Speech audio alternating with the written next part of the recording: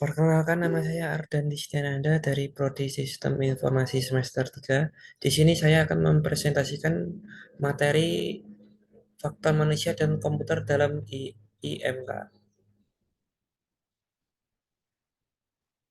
Ya, di sini saya akan mulai dari faktor manusianya.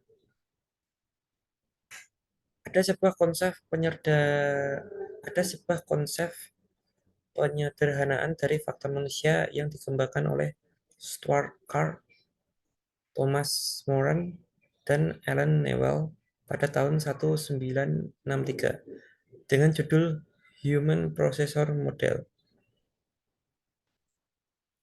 Jadi ada tiga prosesor utama pada IMK yang dipengaruhi oleh manusia. Yang pertama adalah konseptual prosesor, yang kedua kognitif prosesor, kognitif prosesor, dan yang ketiga motor prosesor. Seperti yang ada di gambar berikut. Yang ketiga ini adalah saling berkaitan. Ketiga hal ini semuanya berkaitan dengan memori yang dikelola oleh otak manusia, baik memori yang sedang bekerja ataupun memori yang jangka panjang. Kita akan membahas satu-satu, Pak. Apa saja itu faktor manusia? Pertama,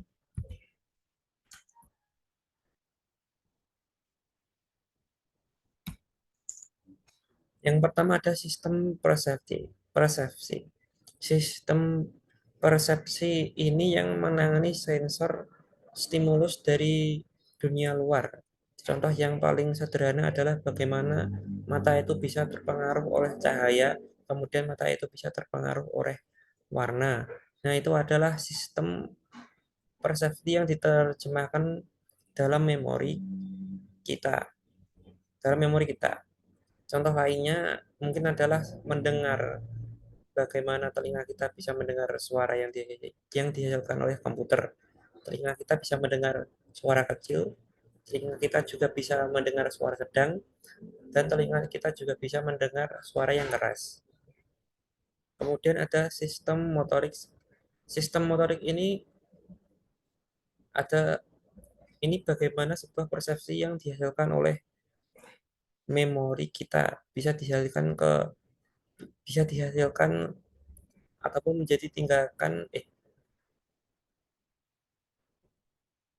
Sistem motorik ini adalah sebuah persepsi yang dihasilkan oleh memori kita, kemudian diubah menjadi aksi ataupun menjadi tindakan yang nyata. Misalnya dari persepsi mata yang dapat melihat,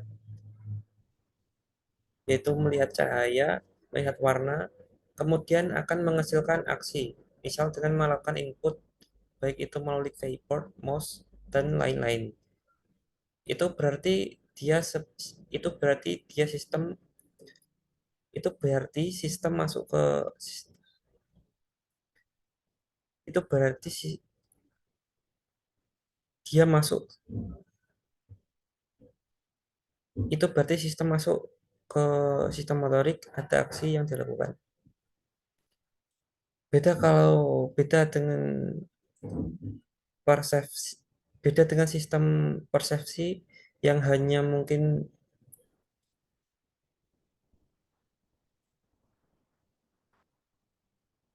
beda dengan sistem persepsi yang hanya apa yang kita lihat dan apa yang kita dengar, sedangkan kalau sistem motorik itu adalah apa yang kita lakukan. Dan yang ketiga adalah sistem kognitif. Kognitif ini adalah yang menjembatani antara sistem persepsi dengan motorik. Jadi sistem-sistem kognitif merupakan aktivitas intelektual bagaimana manusia itu berpikir berdasarkan persepsi dan menghasilkan sebuah aksi atau motorik. Makanya, tadi saya bilang bahwa sistem kognitif ini merupakan jembatan antara persepsi dan motorik. Biasanya persepsi dulu kita ada persepsi. Kita melihat, kemudian kita mendengar, kemudian kita berpikir dengan persepsi itu, apakah kita harus melakukan aksi atau tidak. Selanjutnya kita akan masuk ke faktor komputer. Faktor komputer itu ada banyak.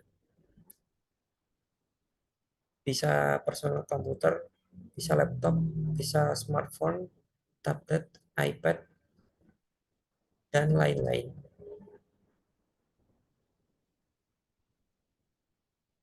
Kemajuan teknologi komputer merupakan bagian dari interaksi manusia dan komputer. Jadi di situ ada desain bagaimana manusia dapat lebih mudah, misalnya dengan lebih mudah untuk mengakses CCTV, kemudian bagaimana manusia bisa mudah untuk mematikan lampu. Jadi ada desain di situ, ada alur, itulah bagaimana.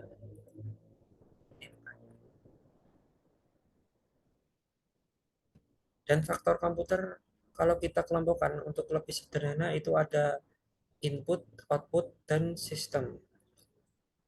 Input device itu ya keyboard, mouse, touchpad, touchscreen, scanner, dan lain-lain. Kemudian input device itu seperti monitor, mobile device, printer, LCD projector, TV monitor, dan lain-lain. Kemudian sistem device itu ada memori, prosesor, network, dan lain-lain. Kemudian presentasi dari materi faktor manusia dan komputer dari saya.